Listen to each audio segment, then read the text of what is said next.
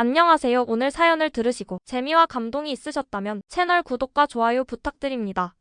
댓글로 감상평 남겨주시고 듣고 싶은 사연이 있으시다면 알려주세요. 여러분의 따뜻한 응원과 댓글은 저희 채널이 더 지속될 수 있는 큰 힘이 됩니다. 그럼 시작합니다.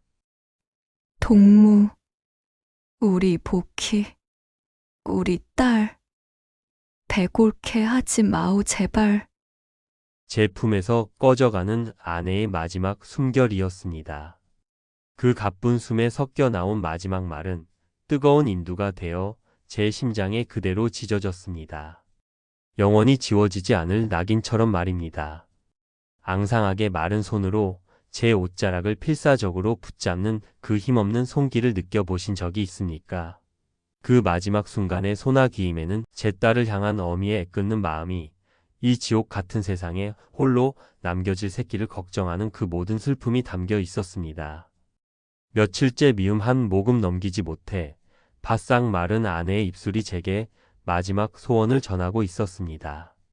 여러분이라면 사랑하는 아내의 생명이 쓰러져가는 그 눈빛 앞에서 핏줄보다 더 진한 그 마지막 부탁 앞에서 어떤 약속을 하시겠습니까? 저는 차마 떨어지지 않는 입술을 억지로 떼어냈습니다.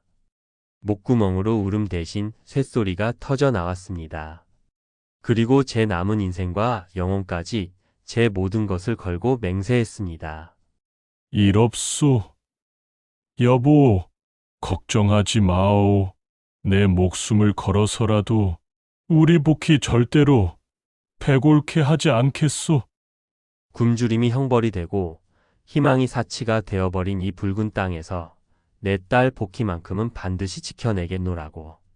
사람들은 위대한 수령님을 잃은 하늘의 슬픔 때문에 땅이 메마르고 쌀 한 톨 나지 않는 것이라고 말했습니다.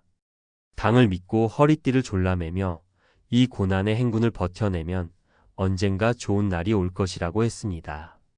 하지만 아내의 온기가 사라진 싸늘한 손 앞에서 당의 위대함도 수령님의 은혜도 굶주린 딸아이의 텅 빈 배를 채워주지는 못했습니다. 그날 밤 아내의 빈자리가 시리도록 추운 텅 빈 방에서 세상 모르고 곤히 잠든 딸아이의 얼굴을 내려다보았습니다. 영양실조로 푸석푸석해진 머리카락, 쑥 들어간 앙상한 볼, 배고픔에 칭얼거리다 지쳐 잠든 가녀린 숨소리, 그 작은 숨소리가 제 가슴에 수십 개의 대모처럼 아프게 박혀왔습니다. 우리 딸 배골케 하지 마오. 아내의 목소리가 귓가에 환청처럼 끊임없이 울렸습니다. 저는 그 순간 깨달았습니다. 이곳에는 더 이상 희망이 없다는 것을. 기다림의 끝은 쌀밥이 아니라 죽음뿐이라는 것을. 그래서 결심했습니다. 아내의 피 맺힌 유언을 지키기 위해, 내 딸 복희의 작은 숨을 지켜내기 위해 저와 제 딸의 목숨을 걸고 얼어붙은 강을 건너야만 한다고 말입니다. 지금부터 제가 들려드릴 이야기는 바로 그 지옥 같던 시간 속에서 제가 딸아이의 손을 잡고 얼어붙은 압록강을 건너야만 했던 한 아비의 피눈물 어린 약속에 대한 이야기입니다. 제 이야기를 시작하려면 먼저 제가 살던 곳에 대해 말씀드려야 할 것 같습니다. 제 고향은 함경북도의 깊은 산골짜기에 자리한 지도에도 잘 나오지 않는 작은 탄광 마을이었습니다. 온 동네가 희뿌연 탄가루에 잠겨 있어 지붕도 나뭇잎도 심지어 아이들의 웃음소리마저도 늘 거무죽죽한 빛을 띠고 있었지요. 매일 아침 마을 전체를 깨우는 탄광의 둔탁한 기적 소리가 울리면 남자들은 어김없이 어둠 속으로 향했고, 해가 저물면 검은 탄가루를 뒤집어 쓴 채 유령처럼 지친 몸을 이끌고 집으로 돌아왔습니다.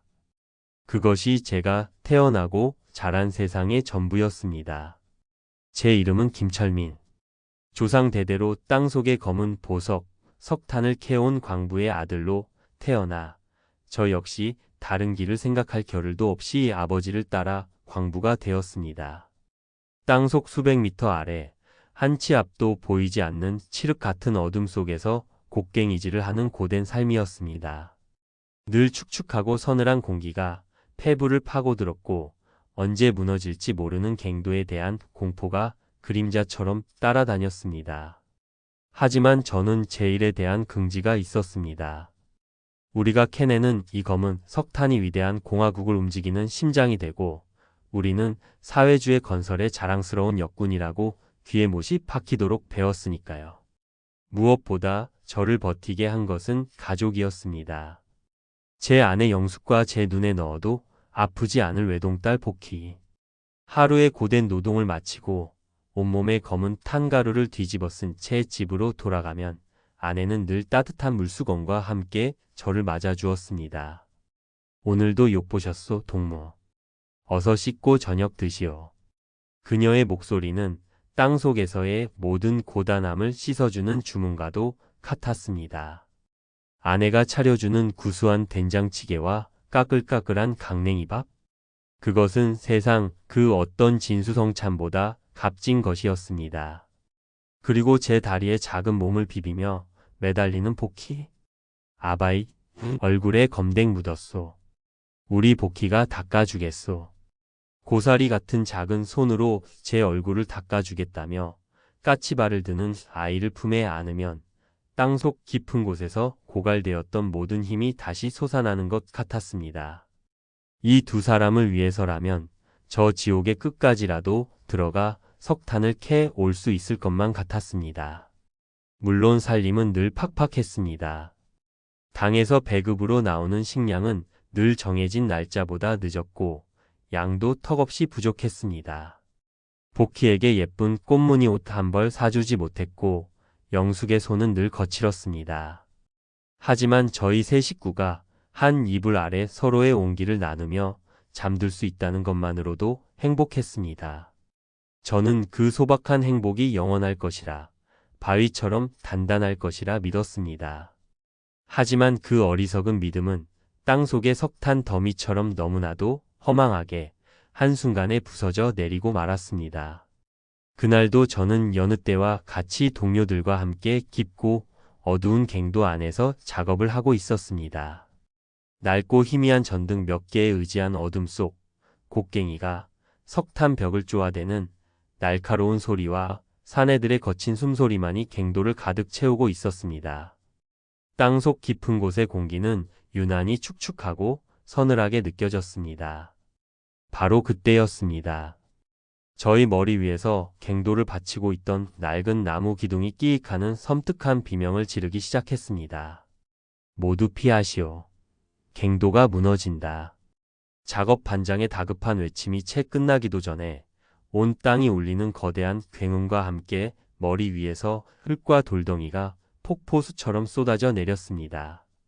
눈 깜짝할 사이에 갱도는 아비규환의 생지옥으로 변했습니다. 자욱한 탄가루와 먼지 때문에 한 치 앞도 보이지 않았고 동료들의 고통스러운 비명과 신음소리가 사방에서 뒤엉켜 울려 퍼졌습니다. 저는 본능적으로 머리를 감싸고 몸을 웅크렸습니다. 바로 그때 제 옆에서 함께 일하던 박씨 형님의 찢어지는 비명소리가 들렸습니다. 정신을 차려보니 그의 다리가 무너져 내린 거대한 석탄 더미에 깔려 있었습니다. 철민 동무 제발 나 좀 살려주게. 핏기 가신 얼굴로 애원하는 그의 눈을 보는 순간 망설일 틈이 없었습니다. 저는 제 몸을 던져 짐승처럼 필사적으로 석탄 더미를 파헤치기 시작했습니다. 맨손으로 날카로운 돌덩이를 치우고 뜨거운 흙을 걷어냈습니다. 손톱이 부러져 나가고 손바닥이 갈기갈기 찢겨 피가 흘렀지만 고통을 느낄 겨를조차 없었습니다. 마침내 박씨 형님을 끌어내고 안도의 한숨을 내쉬던 바로 그 순간 제 등 뒤에서 마지막 남은 버팀목마저 우지끈 소리를 내며 무너져 내렸습니다. 그리고 집채만 한 돌덩이 하나가 그대로 제 왼쪽 다리를 덮쳤습니다. 으드득하는 끔찍한 소리와 함께 뼈가 으스러지는 고통이 온몸을 관통했고 제 의식은 끝을 알 수 없는 깊은 어둠 속으로 가라앉았습니다. 얼마나 시간이 흘렀을까? 코를 찌르는 역한 소독약 냄새에 정신을 차렸을 때 제 눈에 들어온 것은 낡고 녹슨 병원 침대의 천장이었습니다. 제 왼쪽 다리는 두꺼운 붕대에 감겨 돌덩이처럼 굳어 있었고 조금만 움직이려 해도 칼로 쑤시는 듯한 극심한 통증이 몰려왔습니다. 잠시 후 무표정한 얼굴의 의사가 다가와 제게 청천벽력 같은 말을 던졌습니다. 왼쪽 다리의 뼈가 너무 심하게 부서져 다시는 예전처럼 걷기 힘들 것이라고, 광부 일은 더 이상 할 수 없을 것이라고 말입니다. 사형 선고였습니다. 조상 대대로 광부로 살아왔고 그것이 제 삶의 전부였던 저에게 더 이상 땅속으로 들어갈 수 없다는 것은 살아도 사는 것이 아니라는 의미였습니다. 며칠 뒤 탄광 지배인이 마지못해 병실로 저를 찾아왔습니다. 그는 의례적인 위로의 말을 건넨 뒤 제 손에 공화국 영웅이라는 글자가 번쩍이는 훈장 하나와 쌀 몇 가마니 값도 되지 않는 위로금을 쥐어 주었습니다. 동무의 숭고한 희생정신은 우리 탄광 전체 노동자들의 귀감이 될 것이요. 당은 동무의 공로를 절대 잊지 않을 것이요. 그것이 전부였습니다. 동료를 구하다 평생 다리 병신이 된 노동자에 대한 당의 보상은 빛 좋은 개살구 같은 훈장 하나와 쥐꼬리만 한 돈이 전부였습니다. 당은 저를 잊지 않을 것이라 했지만 바로 그 순간부터 당은 저와 제 가족을 가장 먼저 버린 것이나 마찬가지였습니다. 저는 훈장이 아닌 부서진 다리와 산산조각 난 희망을 안고 집으로 돌아와야만 했습니다. 집으로 돌아온 저는 한동안 폐인처럼 방 안에만 누워 지냈습니다. 욱신거리는 다리의 통증보다 더 저를 괴롭혔던 것은 한 집안의 가장으로서 더 이상 아무런 역할도 할 수 없게 되었다는 끔찍한 절망감이었습니다. 노동 능력을 상실한 저에게 당에서 나오던 배급은 절반으로 줄어들었고 그나마도 제때 나오는 날이 드물었습니다. 세 식구가 살아가기에는 턱없이 부족한 양이었습니다. 아내 영숙은 그런 저를 원망하기는커녕 오히려 제 거친 손을 잡고 눈물로 저를 위로했습니다. 동무 너무 상심하지 마시오. 당신이 살아서 내 곁으로 돌아온 것만으로도 하늘에 감사할 따름이오. 하지만 저는 알고 있었습니다. 제가 잠든 밤이면 아내가 부엌에 쪼그려 앉아 소리 죽여 눈물을 삼킨다는 것을. 그리고 그날 이후 저희 집의 모든 생계의 짐은 아내의 그 가녀린 어깨에 위로 고스란히 옮겨졌습니다. 아내는 억척스럽게 변해갔습니다. 동네 사람들의 해진 옷을 꿰매주는 삭바느질을 하고 남의 집 허드레질을 도우며 푼돈을 벌었습니다.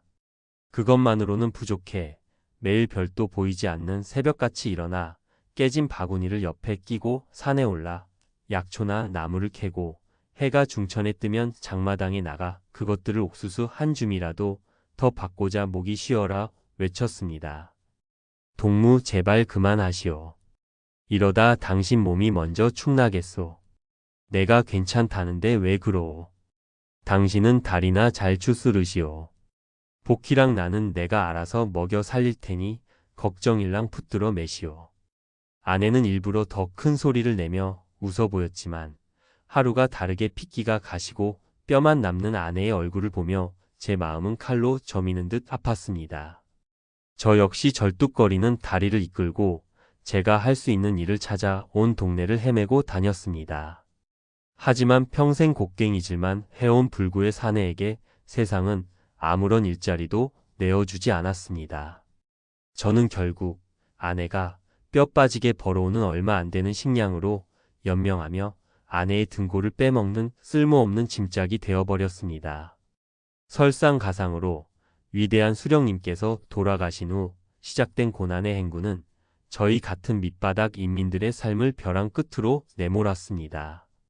그나마 나오던 배급은 완전히 끊겼고 장마당의 쌀값은 하루가 다르게 천정부지로 치솟았습니다. 거리에는 굶주림에 지쳐 쓰러진 사람들의 시체가 꽃제비라 불리며 굴러다녔고 밤이 되면 사람들은 서로의 집을 경계하며 문을 걸어 잠갔습니다. 저희 가족의 식탁은 점점 더 초라해졌습니다. 아내가 애써 구해온 풀뿌리와 나무 껍질로 멀건 죽을 끓여 먹으며 하루하루를 버텼습니다. 복희는 늘 배고픔에 칭얼거리다 지쳐 잠들었습니다. 어머니, 나 흰쌀밥에 고깃국 먹고 싶소. 꿈에서 먹었는데 너무 맛있었소. 우리 복희 조금만 참으라. 응? 내일은 어머니가 꼭 장에 가서 맛있는 거 구해올게.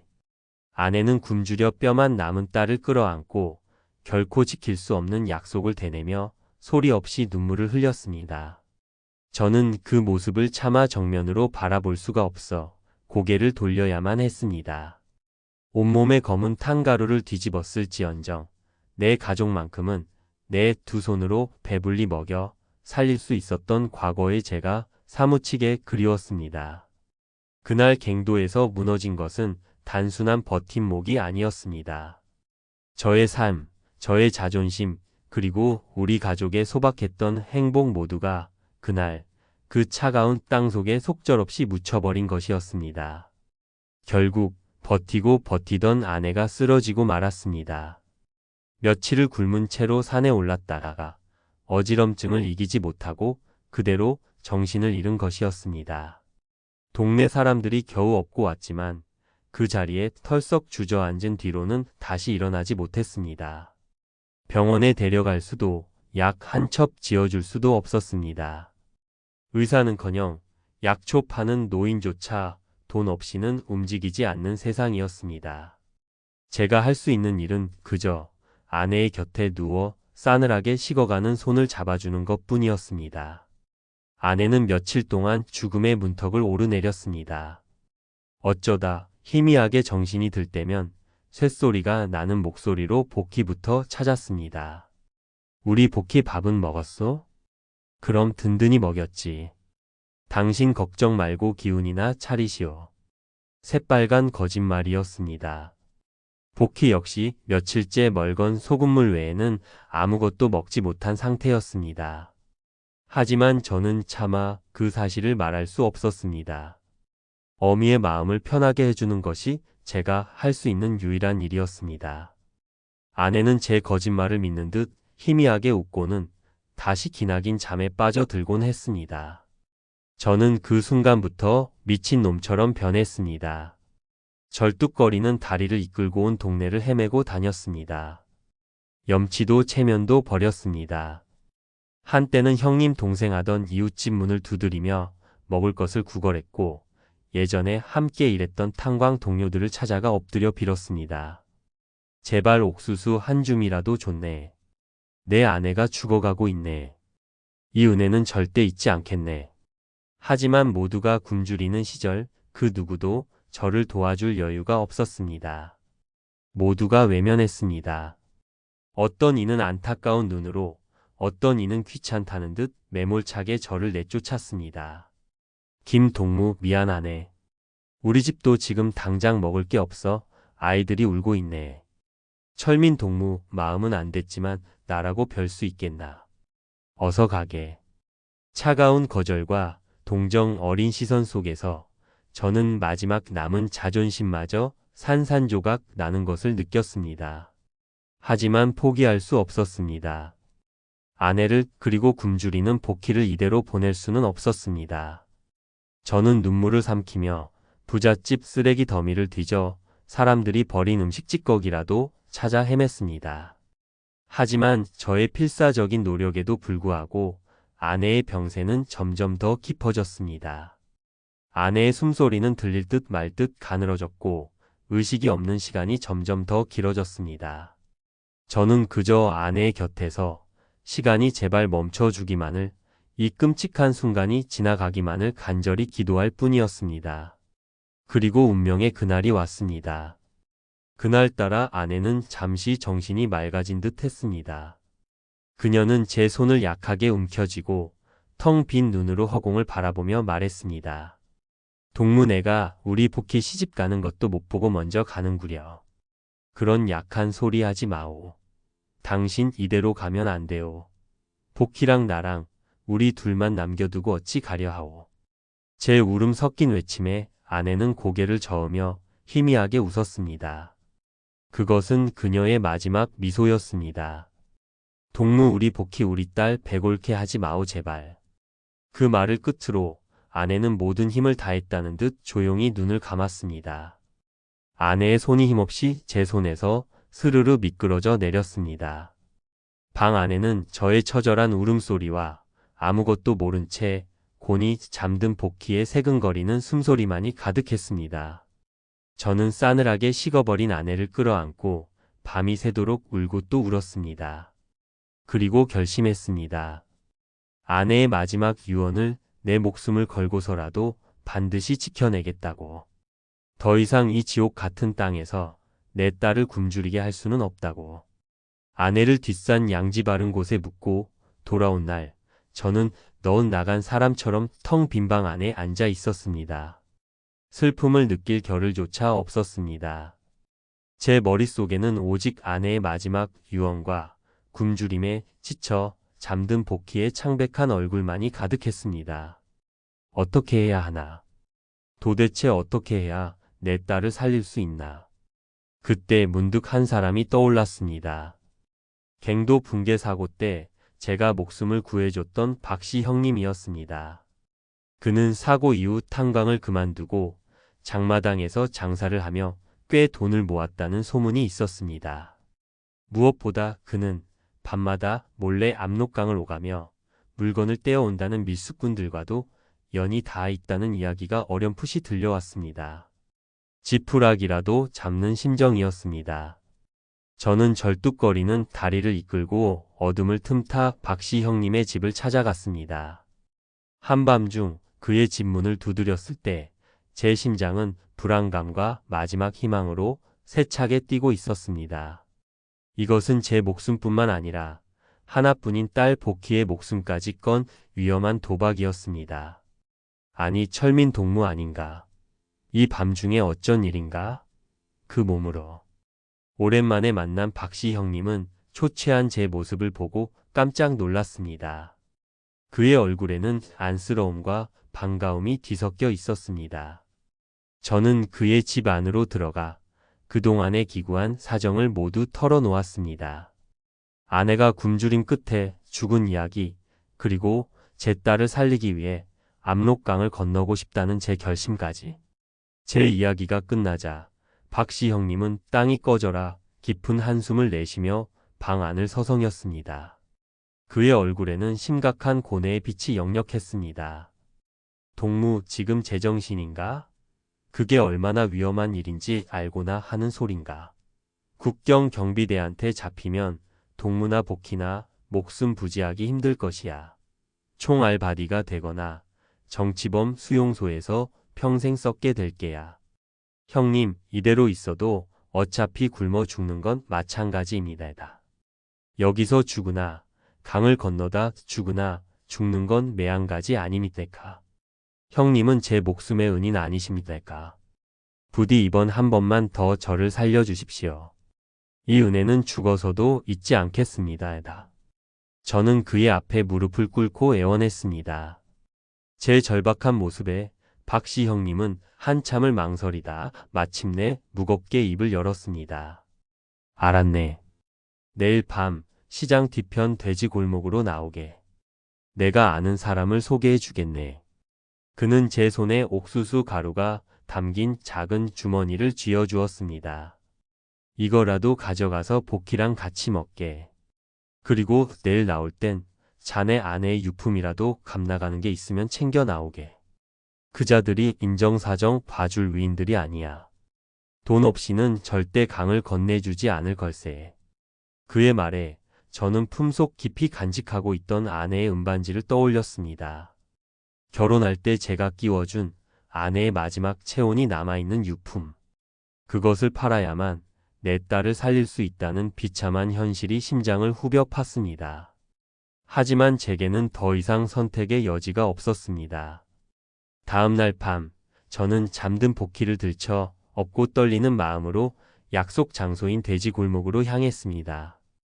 박씨 형님이 소개해준 브로커는 뱀처럼 차갑고 날카로운 눈빛을 가진 사내였습니다. 그는 제 주머니 속 은반지를 거칠게 빼앗아 들고는 이리저리 살펴보더니 경멸하듯 비웃으며 말했습니다. 고작 이까짓 걸로 두 목숨을 건네달라고? 어림없는 소리. 제발 부탁입니다. 가진 것이라고는 이것밖에 없습니다. 좋소. 그럼 몸으로 때워야지. 당신 저쪽 국경 근처 갈대밭으로 가서 물건을 좀 받아와야겠소. 국경 경비대한테 상납할 뇌물이니 실수 없이 가져와야 할게야. 그 아이는 여기에 맡겨두고. 그가 손가락으로 가리킨 곳은 어둠 속에서 음산한 기운을 내뿜는 폐가였습니다. 복희를 이런 곳에 혼자 두고 가라니. 저는 불안감에 휩싸여 망설였습니다. 싫다면 당장 그만두시오. 어차피 당신 말고도 강 건널 사람은 줄을 섰으니. 그의 협박과도 같은 말에 저는 이를 악물 수밖에 없었습니다. 이것이 내 딸을 살릴 수 있는 유일한 기회였습니다. 저는 잠든 복희의 이마에 마지막이 될지도 모를 입을 맞추고 박씨 형님에게 아이를 잠시 부탁했습니다. 그리고 어둠 속으로 목숨을 건 위험한 심부름을 위해 발걸음을 옮겼습니다. 브로커가 말한 장소는 살을 애는 강바람이 부는 국경 근처의 갈대밭이었습니다. 한참을 기다리자 어둠 속에서 작은 나룻배 한 척이 소리 없이 다가왔습니다. 배에서 내린 사내는 제 몰골을 위아래로 후어보더니 묵직한 꾸러미를 제 발치에 던져주었습니다. 이걸 잘 전달하시오. 만약 일이 틀어지면 당신 목숨은 없는 줄 아시오. 꾸러미는 생각보다 훨씬 무거웠습니다. 안에는 무엇이 들었는지 알 수 없었지만 제 목숨과 복희의 목숨이 달린 물건이라는 것만은 분명했습니다. 저는 절뚝거리는 다리를 이끌고 넘어지고 구르며 필사적으로 어둠을 뚫고 약속 장소로 돌아왔습니다. 하지만 돼지 골목에 도착했을 때 제 눈앞에 펼쳐진 것은 악몽 같은 광경이었습니다. 박씨 형님과 복희가 있어야 할 자리에는 싸늘한 정적만이 흐르고 있었습니다. 주변에는 격렬하게 다툰 듯한 흔적만이 어지럽게 남아 있었습니다. 형님, 복희야. 제가 미친 듯이 소리쳐 불렀지만 돌아오는 대답은 없었습니다. 심장이 절벽 아래로 곤두박질 치는 것 같았습니다. 무슨 일이 생긴 것이 틀림없었습니다. 그때 골목 구석에서 희미한 신음소리가 들려왔습니다. 미친 듯이 달려가 보니 박씨 형님이 피를 흘리며 쓰러져 있었습니다. 형님, 정신 차리시오. 우리 복희는 어디 있습니까, 애가? 미안하네, 철민 동무, 내가 복희를 지키지 못했네. 박씨 형님은 힘겹게 입을 열었습니다. 제가 자리를 비운 사이 동네 보안원이 들이닥쳤다는 것이었습니다. 그는 박씨 형님이 탈북을 돕는다는 사실을 눈치채고 뇌물을 요구하며 시비를 걸었다고 했습니다. 그 과정에서 몸싸움이 벌어졌고 보안원은 복희를 인질 삼아 어디론가 사라졌다는 것이었습니다. 그놈이 아이를 끌고 가면서 오늘 밤 안으로 돈 될 만한 것을 가지고 자기 집으로 오라고 했네. 그렇지 않으면 아이를 보위부에 넘겨버리겠다고. 세상이 무너지는 것 같았습니다. 제 하나뿐인 딸이 그 악마 같은 보안원의 손에 잡혀 있다니. 분노와 절망에 온몸이 부들부들 떨렸습니다. 저는 품속에 있던 뇌물 꾸러미를 내려다 보았습니다. 원래는 국경 경비대에게 가야 할 돈. 하지만 지금 제게는 그 무엇보다 제 딸의 목숨이 중요했습니다. 형님, 그놈 집이 어디입니까? 가면 안 되네. 그놈은 약속을 지킬 위인이 아니야. 그건 함정일게야. 박씨 형님의 만류에도 불구하고 저는 돌아섰습니다. 지금 제 눈에는 아무것도 보이지 않았습니다. 오직 제 딸을 구해야 한다는 피 끓는 생각뿐이었습니다. 저는 뇌물 꾸러미를 품에 안고 보안원의 집을 향해 어둠 속을 달렸습니다. 이것은 이제 단순한 탈북이 아니었습니다. 제 딸을 구하기 위한 한 아비의 처절한 전쟁의 시작이었습니다. 보안원의 집은 마을 외곽의 허름한 단층 집이었습니다. 창문으로는 술 취한 자들의 고함 소리와 함께 희미한 불빛이 새어 나오고 있었습니다. 저는 숨을 죽이고 조심스럽게 집으로 다가갔습니다. 흑담에 귀를 기울이자 안에서 보안원의 고함 소리와 희미하게 복희의 울음소리가 들려왔습니다. 그만 올라우, 이 쓸모없는 계집애야. 내 아비가 오늘 밤 안에 돈을 가지고 오지 않으면 넌 내일 아침 보이부 구경을 하게 될 게야. 그 말을 듣는 순간 제 머릿속에 무언가가 툭 하고 끊어지는 소리가 들렸습니다. 이성과 공포를 넘어선 짐승과도 같은 분노가 제 온몸을 지배했습니다. 저는 가지고 있던 뇌물 꾸러미를 땅에 내려놓고 옆에 있던 장작더미에서 가장 묵직하고 단단한 도끼 자루 하나를 집어 들었습니다. 그리고 단 한순간의 망설임도 없이 썩은 나무 문짝을 어깨로 팍 차고 집 안으로 뛰어들었습니다. 이 개만도 못한 짐승 같은 놈. 술에 취해 있던 보아너는 갑작스러운 저의 등장에 화들짝 놀라 뒤로 나자빠졌습니다. 방구석에서는 제 딸 복희가 겁에 질린 채 울고 있었습니다. 아바이, 내 이놈 내 놈이 감히 여길 죽고 싶어 환장했구나. 보아넌이 비틀거리며 일어나 허리춤에서 권총을 꺼내려 하는 순간 저는 그에게 짐승처럼 달려들어 온 힘을 실어 도끼 자루를 휘둘렀습니다. 퍽하는 둔탁한 소리와 함께 보아너는 비명을 지르며 쓰러졌고 저는 그의 손에서 권총을 빼앗아 그의 관자놀이에 겨누었습니다. 우리 딸을 건드린 놈은 살려두지 않겠다. 제 살기 어린 목소리와 차가운 총구에 보아너는 겁에 질려 벌벌 떨기 시작했습니다. 살려주시라요, 김동무.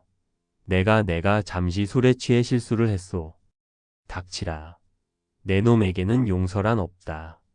저는 그를 그대로 끝장내버리고 싶었지만 아바이 무서워하며 우는 복희의 울음소리에 겨우 이성을 되찾았습니다. 저는 방 안에 있던 밧줄로 보아넌을 꽁꽁 묶어놓고 복희를 품에 안았습니다. 괜찮다, 복희야. 이제 다 괜찮아. 아바이가 왔어. 우리 딸 아바이가 지켜줄게. 아이를 다독이고 있을 때 밖에서 브로커의 목소리가 들렸습니다. 김동무, 안에 있소? 이게 다 무슨 소란이요. 돼지 골목으로 돌아갔다가 저와 박씨 형님이 없어진 것을 보고 무슨 일이 생겼음을 직감한 브로커가 뒤따라온 것이었습니다. 그는 집 안의 끔찍한 광경을 보고는 혀를 찼습니다. 일을 아주 크게 만들었구만. 이제 여기는 더 이상 안전하지 않소. 당장 이 동네를 떠나야 하오. 저는 그에게 아까 내려놓았던 뇌물 꾸러미를 던져 주었습니다. 이걸 가지고 가시오. 대신 우리 부녀를 오늘 밤 안에 무조건 강 건너로 데려다 주시오. 브로커는 꾸러미의 무게를 확인하고는 만족스러운 미소를 지었습니다. 그는 쓰러진 보아넌을 한번 쳐다보더니 의미심장한 미소를 지으며 말했습니다. 이놈은 내가 알아서 깨끗하게 처리하겠소. 당신들은 어서 강으로 가시오. 그의 차가운 눈빛에서 저는 보아넌의 운명이 어떻게 될지 짐작할 수 있었습니다. 하지만 저는 아무것도 묻지 않았습니다. 저희는 서둘러 그 피비린내 나는 집을 빠져나와 다시 얼어붙은 압록강으로 향했습니다. 등 뒤에 엎인 복희는 그 사이 제 품에서 곤히 잠들어 있었습니다. 칠흑 같은 어둠 속 저희 부녀의 목숨을 건 탈출이 다시 시작되고 있었습니다. 얼어붙은 압록강은 거대한 침묵의 괴물처럼 저희 앞을 가로막고 누워 있었습니다. 아까의 소동 때문인지 강 주변의 경비는 한층 더 삼엄해져 있었습니다. 저 멀리 국경 경비대의 초소에서 새어나오는 불빛이 마치 지옥의 감시탑처럼 유난히 밝게 느껴졌습니다. 이제부터는 숨소리 하나 내지 마시오. 발각되는 날엔 모두 끝이야. 브로커의 낮은 경고에 우리는 모두 숨을 죽였습니다. 이번에는 다른 탈북자들 없이 오직 저희 부녀와 브로커 셋뿐이었습니다. 저희는 짐승처럼 몸을 낮추고 강가에 얼어붙은 갈대밭에 몸을 숨긴 채 경비병들의 움직임을 엿보았습니다. 얼마나 시간이 흘렀을까. 경비병들이 교대하는 그 짧은 순간의 틈을 타 브로커는 저희에게 손짓을 보냈습니다. 저희는 미끄러지듯 얼음판 위로 올라섰습니다. 살얼음 위를 걷는 듯한 극도의 긴장감. 제 심장 소리가 등 뒤에 엎인 복희에게까지 들릴 것만 같았습니다. 절뚝거리는 제 다리가 천근만근 무겁고 원망스러웠지만 저는 이를 악물고 한 걸음 한 걸음 신중하게 나아갔습니다. 강 중간쯤에 다다랐을 때였습니다. 갑자기 강 저편에서부터 날카로운 서치라이트 불빛이 저희 쪽을 향해 빠르게 후기 시작했습니다. 엎드려. 저희는 반사적으로 얼음판 위에 납작 엎드렸습니다. 그 순간 등 뒤에서 잠들어 있던 복희가 깨어나 칭얼거리기 시작했습니다. 저는 다급히 아이의 입을 막았습니다. 쉿 복희야. 소리 내면 안 돼. 제발. 강렬한 불빛이 저희의 바로 옆을 섬광처럼 스쳐 지나갔습니다. 심장이 멎고 온몸에 피가 얼어붙는 것 같았습니다. 여보 제발 우리 복희 좀 살려주시오. 저는 속으로 아내의 이름을 부르며 간절히 기도했습니다. 다행히 불빛은 저희를 발견하지 못하고 다른 쪽으로 멀어져 갔습니다. 저희는 다시 몸을 일으켜 마지막 남은 힘을 다해 강 건너편을 향해 달렸습니다.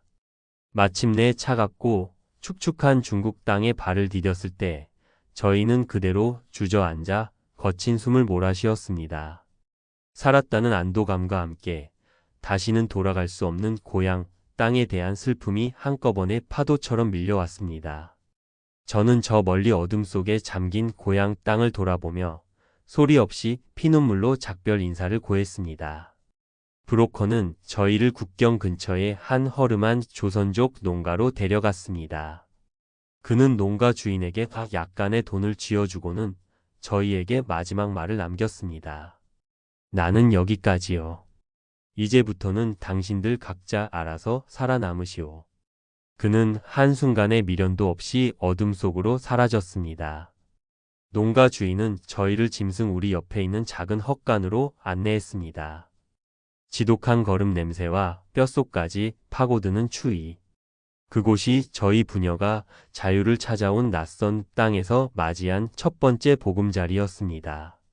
그날 밤 저는 복희를 품에 꼭 끌어안고 뜬 눈으로 밤을 새웠습니다. 비록 지옥을 벗어났지만 앞으로 우리가 마주해야 할 세상 또한 만만치 않으리라는 것을 직감할 수 있었습니다. 하지만 저는 두렵지 않았습니다. 제 곁에는 제가 목숨을 걸고 지켜낸 딸, 복희가 있었으니까요. 그러나 중국에서의 삶은 또 다른 지옥, 숨막히는 불안의 연속이었습니다. 저희는 불법 체류자, 해이후, 신분이었기 때문에 언제 공안에게 발각되어 북송될지 모른다는 공포에 매일 밤을 떨어야 했습니다. 저희를 숨겨준 조선족 농가 주인은 처음 며칠은 동정심을 베푸는 듯 했지만 날이 갈수록 교활한 본색을 드러냈습니다. 그는 저를 헐값에 농장 일꾼으로 부리며 제대로 된 품삯조차 주지 않았습니다. 저는 매일 새벽부터 밤늦게까지 절뚝거리는 다리를 이끌고 짐승처럼 고된 노동을 해야 했습니다. 하지만 저는 단 한마디도 불평할 수 없었습니다. 저항하는 순간 저희 부녀는 길거리로 나앉거나 공안에 신고될 것이 뻔했기 때문입니다. 저희에게 주어지는 것은 하루 두 끼 멀건 옥수수죽과 주인의 경멸 어린 눈초리가 전부였습니다.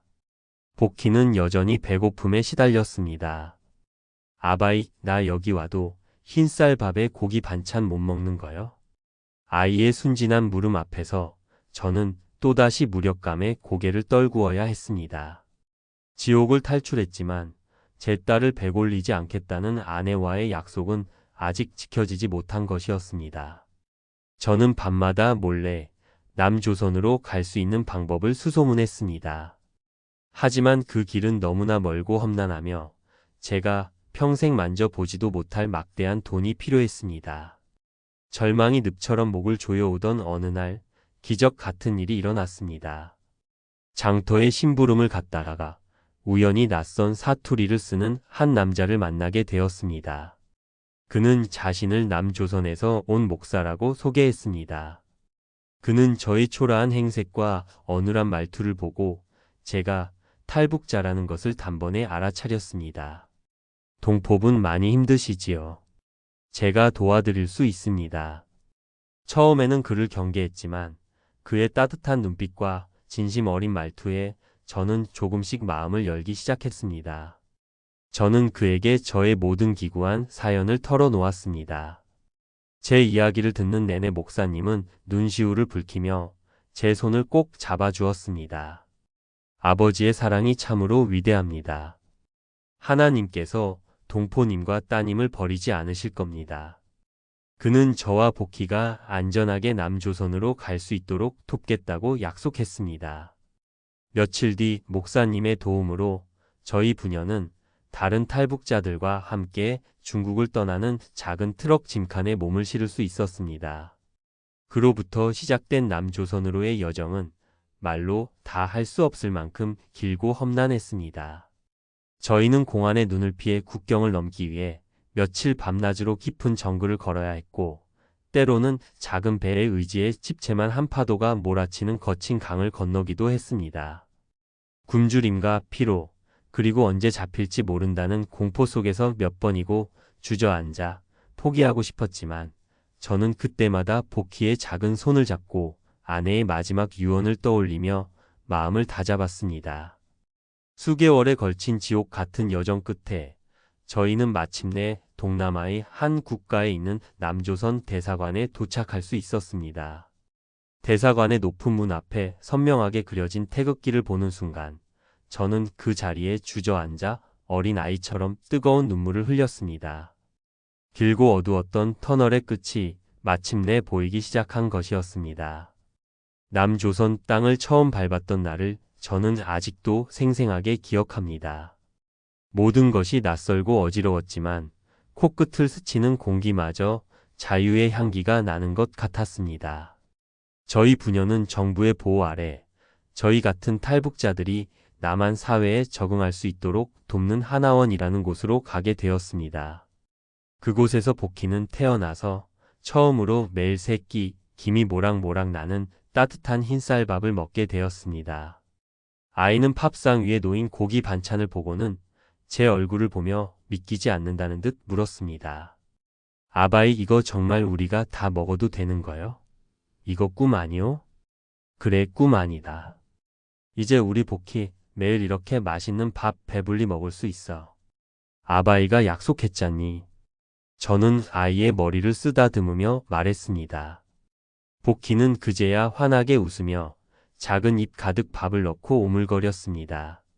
그 모습을 보는 순간 지난 몇 년간의 고통과 서름이 봄눈 녹듯 사라지는 것 같았습니다. 아내와의 피 맺힌 마지막 약속을 드디어 지켜냈다는 안도감에 뜨거운 눈물이 뺨을 타고 하염없이 흘러내렸습니다. 물론 낯선 땅에서의 새로운 시작이 마냥 쉽지만은 않았습니다. 저는 절뚝거리는 다리로 할 수 있는 일을 찾기 위해 수없이 문을 두드려야 했고, 복희는 북에서 왔다는 이유로 학교에서 아이들에게 놀림을 받고 상처를 받기도 했습니다. 하지만 저희는 더 이상 굶주리지 않았고 한밤중 문을 두드리는 소리에 공포에 떨지 않아도 되었습니다. 그것만으로도 저희에게 이곳은 천국이었습니다. 어느덧 시간이 흘러 배고픔에 울던 제 딸 복희는 이제 어엿한 숙녀로 자라 대학생이 되었습니다. 저는 지금 작은 식당을 운영하며 저처럼 고향을 등지고 온 사람들에게 따뜻한 밥 한 끼를 대접하는 것을 인생의 낙으로 삼고 있습니다. 제 다리는 여전히 비가 오면 쑤시고 아프지만 손님들의 그릇에 고봉으로 밥을 퍼 담는 제 마음은 그 어느 때보다 가볍고 행복합니다. 가끔 밤하늘의 밝은 달을 보며 저는 먼저 간 아내를 떠올립니다. 그리고 조용히 속삭입니다. 영숙 동무 보고 있어? 우리 복희 이렇게 예쁘고 건강하게 잘 컸어. 내가 당신과의 마지막 약속 잘 지켜낸 거 맞소? 하늘에서 대답은 들려오지 않지만 저는 압니다. 아내도 저 하늘에서 우리 부녀를 내려다보며 행복하게 웃고 있으리라는 것을. 제 이야기는 여기까지입니다. 저는 영웅도 대단한 사람도 아닙니다. 그저 제 딸을 배골케 하지 않겠다는 아내와의 약속 하나를 지키기 위해 목숨을 걸고 이 땅으로 온 평범한 아버지일 뿐입니다. 제 기나긴 이야기를 들어주셔서 정말 감사합니다.